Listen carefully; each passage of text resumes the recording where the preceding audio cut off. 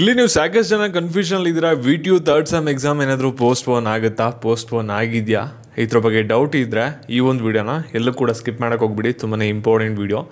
ಅದಕ್ಕಿಂತ ಮುಂಚೆ ಯಾರು ಚಾನಲ್ ಸಬ್ಸ್ಕ್ರೈಬ್ ಮಾಡ್ಕೊಂಡ್ರಲ್ಲ, ಪ್ರತಿಯೊಬ್ಬರು ಕೂಡ ಕೆಳಗಡೆ ಸಬ್ಸ್ಕ್ರೈಬ್ ಅಂತ ಕಾಣ್ತಾ ಇರ್ತದೆ, ಕ್ಲಿಕ್ ಮಾಡಿ ಸಬ್ಸ್ಕ್ರೈಬ್ ಮಾಡ್ಕೊಳ್ಳಿ. ಹಾಗೆ ಪ್ರತಿಯೊಬ್ಬರು ಕೂಡ ಲೈಕ್ ಕೊಡಿ. ಯಾಕೆ ನೀವು ನೀಡೋ ಒಂದೇ ಒಂದು ಸಬ್ಸ್ಕ್ರೈಬ್, ಒಂದು ಲೈಕಿಂದ ನಿಮಗೆ ಇದೇ ರೀತಿ ನಿಮಗೆ ಏನೇ ಡೌಟ್ಸ್ ಬಂದರೂ ಕೂಡ ಅದನ್ನ ನಿಮಗೆ ಅಪ್ಡೇಟ್ನ ಮಾಡ್ತಾ ಇರ್ಬೋದಾಗಿರುತ್ತೆ.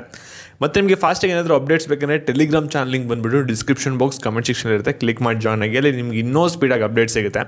ಇಲ್ಲಿ ನಿಮಗೆ ಕಾಮನ್ ಆಗಿ ಒಂದು ಡೌಟ್ ಶುರು ಆಗಿದೆ. ಇವಾಗ VTUದು ಥರ್ಡ್ ಸೆಮ್ ಎಕ್ಸಾಮ್ ಏನಾದರೂ ಪೋಸ್ಟ್ಪೋನ್ ಆಗಿದೆಯಾ, ಆಗುತ್ತಾ, ಇದ್ರ ಬಗ್ಗೆ ಡೌಟ್ ಇದ್ದರೆ ಈ ಒಂದು ವಿಡಿಯೋನ ಪೂರ್ತಿಯಾಗಿ ನೋಡಿ. ಇಲ್ಲಿ ಸಾಕಷ್ಟು ಜನ ಆಗಲೇ ಕಮೆಂಟ್ ಆಗ್ತಾ ಇದ್ದೀರಾ, ಕೆಲವ್ರು ಕಮೆಂಟ್ ಹಾಕಿ ಕೇಳ್ತಾ ಇರೋ VTU third sem exam postpone ಆಗುತ್ತಾ ಆಗಲ್ಲ, ಇದ್ರ ಬಗ್ಗೆ ಕ್ಲಾರಿಟಿ ಕೊಡಿ ಅಂತ.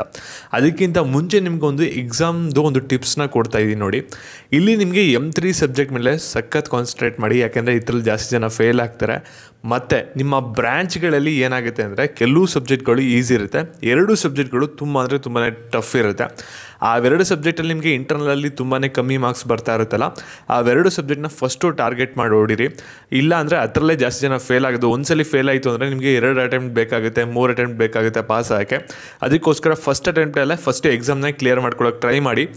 ಹೇಳಿದ್ನಲ್ಲ, M3 ಆಗಿರ್ಬೋದು ಮತ್ತು 2 ಟಫ್ ಇರೋಂಥ ಸಬ್ಜೆಕ್ಟ್ಸು, ನಿಮ್ಗೆ ಇಂಟರ್ನಲ್ಲಿ ಮಾರ್ಕ್ಸ್ ಕಮ್ಮಿ ಬರ್ತಾ ಇರೋಂಥ ಸಬ್ಜೆಕ್ಟು, ಅದನ್ನ ಟಾರ್ಗೆಟ್ ಮಾಡಿಕೊಂಡ್ರೆ ನಿಮಗೆ ಒಳ್ಳೆ ಮಾರ್ಕ್ಸ್ ಬರುತ್ತೆ. ಒಂದ್ಸಲಿ ನೀವೆಲ್ಲ ಆಲ್ ಕ್ಲಿಯರ್ ಮಾಡ್ಕೋತು ಅಂದರೆ ಈ ಸೆಮ್ನ ನೆಕ್ಸ್ಟು ಎಲ್ಲ ಕೂಡ ನೀವು ಆಲ್ ಕ್ಲಿಯರ್ ಈಸಿಯಾಗಿ ಮಾಡ್ಕೋಬೋದು. ಸರಿನಾ? ಇವಾಗ ಎಕ್ಸಾಮ್ ಬಗ್ಗೆ ಒಂದು ಕ್ಲಾರಿಫಿಕೇಷನ್ನ ಕೊಟ್ಬಿಡ್ತೀನಿ ನಿಮಗೆ. ಇಲ್ಲಿ ನೀವು ಸಾಕಷ್ಟು ಜನ ಕೇಳ್ತಾ ಇದ್ದೀರಾ, ಇಲ್ಲಿ VTUದು ಥರ್ಡ್ ಸೆಮ್ ಎಕ್ಸಾಮ್ ಏನಾದರೂ ಪೋಸ್ಟ್ಪೋನ್ ಆಗಿದೆಯಾ, ಆಗಿಲ್ವಾ, ಏನು ಕತೆ ಅಂತ ಕೇಳ್ತೀರಾ. ಇದ್ರ ಬಗ್ಗೆ ನಿಮಗೆ ಒಂದು ಕ್ಲಾರಿಟಿ ಕೊಡೋದಾದರೆ ಇಲ್ಲಿ ನೀವು ನೋಡ್ಬೋದು, VTU ವೆಬ್ಸೈಟಲ್ಲಿ ಬಂದ್ಬಿಟ್ಟು ಯಾವುದೇ ಥರದ ಸಿಂಗಲ್ ನೋಟಿಫಿಕೇಷನ್ನು ಕೂಡ ನಿಮಗೆ ಕಾಣ್ತಾ ಇಲ್ಲ ಥರ್ಡ್ ಸೆಮ್ ಎಕ್ಸಾಮ್ ಪೋಸ್ಟ್ಪೋನ್ ಆಗಿದೆ ಅಂದ್ಬಿಟ್ಟು. ಮತ್ತೆ ಕೆಲವ್ರು ಏನು ಮಾಡ್ತಾ ಇದ್ದೀರಾ ಅಂದರೆ ಇನ್ಸ್ಟಾಗ್ರಾಮಲ್ಲಿ ಮೆಸೇಜ್ ಮಾಡಿಬಿಟ್ಟು ಒಂದು ನೋಟಿಫಿಕೇಷನ್ನ ಕಳಿಸ್ತಾ ಇದ್ದೀರಾ, ಈ ಒಂದು ನೋಟಿಫಿಕೇಷನ್ ರಿಯಲ್ಲ ಫೇಕಾ ಹೇಳಿ ಅಂತ. ಇದ್ರ ಬಗ್ಗೆ ನಿಮಗೆ ಒಂದು ಕ್ಲಾರಿಟಿ ಕೊಡೋದಾದರೆ VTU third sem exam postpone ಆಗಿದೆಯಾ, ಆಗಿಲ್ವಾ, ಏನು ನೋಟಿಫಿಕೇಷನ್ ಕತೆ ಅಂತ. ಇಲ್ಲಿ ನೋಡಿ, ನೋಟಿಫಿಕೇಷನ್ ಏನು ಬಂದಿದೆಯಲ್ಲ ಅದು ಕಂಪ್ಲೀಟ್ಲಿ ಫೇಕ್ ಆಗಿರುತ್ತೆ. ಯಾಕೆಂದರೆ ಒಂದು ನೋಟಿಫಿಕೇಷನ್ ನಿಮ್ಗೆ ಎಲ್ಲರಿಗೂ ಕೂಡ ಸರ್ಕ್ಯುಲರ್ ಆಗಿಯೇ ಒಂದು ನೋಟಿಫಿಕೇಷನು ಎಷ್ಟೊಂದು ದಿನ ಆಗಿಬಿಟ್ಟಿದೆ, ಒಂದು 5-6 ದಿನ ಆದರೂ ಕೂಡ VTU ವೆಬ್ಸೈಟಲ್ಲಿ ಇನ್ನೂ ಬಂದಿಲ್ಲ ಅಂದರೆ ಒಂದು ನೋಟಿಫಿಕೇಷನ್ ಫೇಕ್ ಅಂತಲೇ ಹೇಳ್ಬೋದು. ಅದರಿಂದ ನಿಮಗೆ ಇವಾಗ ಕ್ಲಾರಿಟಿ ಏನಂದರೆ VTU ಎಕ್ಸಾಮ್ ಇನ್ನೂ ಪೋಸ್ಟ್ಪೋನ್ ಆಗಿಲ್ಲ ಥರ್ಡ್ ಸೆಮ್ದು, ಅದೊಂದು ಕ್ಲಾರಿಟಿ ಬಂದು ಅಂತ ಅನ್ಕೋತೀನಿ. ಮತ್ತು ಇವಾಗ ನೀವು ಕೆಲವ್ರು ಕೇಳ್ತೀರಾ, ಹಾಗಾದರೆ VTUದು ಥರ್ಡ್ ಸೆಮ್ ಎಕ್ಸಾಮ್ ಏನಾದರೂ ಪೋಸ್ಟ್ಪೋನ್ ಆಗ್ಬೋದಾ, ಆಗಲ್ವಾ ಅಂತ. ಇಲ್ಲಿ VTU ಅವರು ಯಾವುದೇ ಥರದ ಒಂದು ಅಪ್ಡೇಟ್ನ ಕೊಟ್ಟಿಲ್ಲ ಅವ್ರ ವೆಬ್ಸೈಟಲ್ಲಿ. ಚೆಕ್ ಮಾಡ್ತಾ ಇರ್ತೀವಿ ಪ್ರತಿನಿತ್ಯನೂ ಕೂಡ, ಆದರೆ ಥರ್ಡ್ ಸೆಮ್ ಎಕ್ಸಾಮ್ ಬಗ್ಗೆ ಯಾವುದೇ ಥರದ ಅಪ್ಡೇಟ್ ಇಲ್ಲ. ಜಸ್ಟ್ ಇವಾಗ ಫಸ್ಟ್ ಸೆಮ್ ರಿಸಲ್ಟ್ನ ಬಿಟ್ಟರು, ರಿವ್ಯಾಲ್ಯೂಷನ್ ಅಪ್ಲಿಕೇಶನ್ ಓಪನ್ ಆಯಿತು ಅಷ್ಟೇ.